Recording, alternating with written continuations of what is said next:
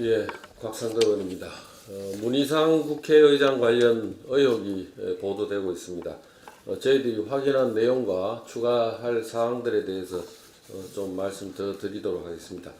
문희상 국회의장의 의장 손자와 문희상 의장의 며느리 허소양 씨가 2018년 7월 한남동 본관으로 전입했다고 합니다.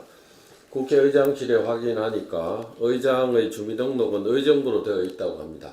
며느리가 굳이 공간으로 전입할 아무런 이유가 없다는 반증입니다. 국유재산인 국회의장 공간 세대주가 누구로 되어 있어야 합니까? 며느리로 되어 있어야 하나요? 국회의장이 아닌 며느리로 되어 있다고 해서 저희들이 공간의 세대주 자료를 국회의장실에 요청했습니다만 보시는 것처럼 개인정보라고 하면서 자료 제공하지 못한다고 거절했습니다. 그 이후에 문희장 손자는 한남초등학교로 전학했는데 이 한남초등학교는 국회의장 외교장관 공간 옆이고 한남드일, 한남테라스 등 40억대 호가하는 아파트들이 즐비한 초등학교입니다. 이 문희장 손자가 전학한 후에 이 학교 정교 임원 선거 시기가 겨울방학 중인 1월에 실시하는 걸로 공고가 났습니다. 본래 3월과 9월에 정교 임원 실시하던 게 이 작년에만 1월과 7월에 선거하는 것으로 갑자기 선거 실시가 땡겨졌습니다. 그래서 선거 자격도 종전에는 학급 임원만 출마할 수 있도록 했던 것이 4, 5학년 학생 누구나 출마할 수 있다고 규정을 바꿨습니다. 그래서 출마 자격이 없었던 문보군이 갑자기 개정된 학칙에 따라서 출마했고 당선되었다고 합니다. 도전자전이네, 도전자.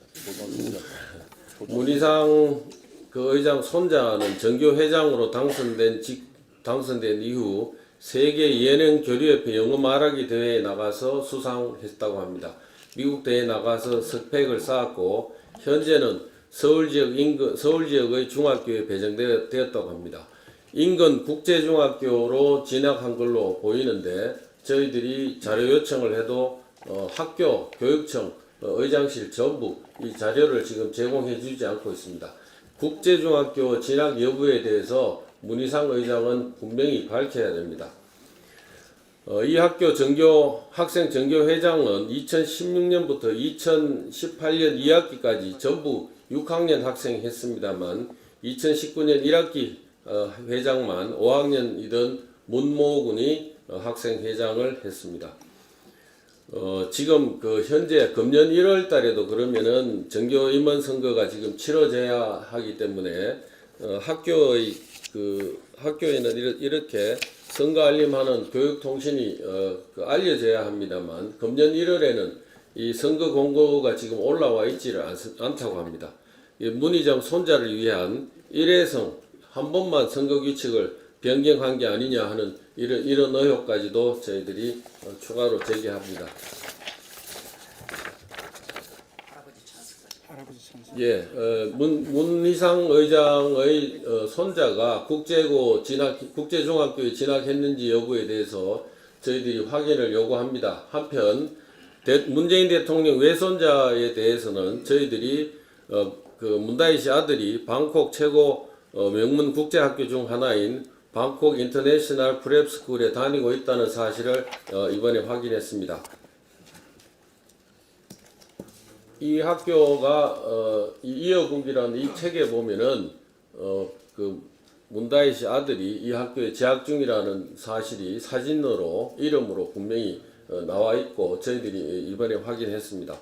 이 학교는 각종 실내 스포츠 단지, 야외 수영장 등 첨단 시설을 갖춘 학교고 우리나라 초등학교 3학년 학생 기준으로 했을 때 등록금과 학비 등 필수적으로 소요되는 비용이 대략 3,800만 원 정도고 과외 활동비 등을 하면 1년에 4천만 원 상당이 들어간다고 합니다. 대통령께서 지난 대선 때 아이 키우는 엄마들이 살기 좋은 나라, 아이들이 행복한 대한민국을 만들어 달라고 하면서 나왔던 문다혜 씨와 대통령 외손자를 똑똑히 기억하고 있습니다. 그렇지만 대통령 따님과 외손자는 지금 외국으로 이주하고 외국에 있는 학교 다니고 있습니다. 국회의장의 손자가 국제중학교에 진학했는지, 문재인 대통령의 외손자가 해외에 있는 어느 국제학교를 갔는지 지금까지 밝히지 않고 있었습니다만 이렇게 하나하나 확인해 가고 있습니다. 게다가 이번에 또 청와대 국정상황실장으로 새로 임명된 이진석 실장의 자녀도 금년 3월 서울의 모 외고에 입학할 예정이라고 합니다.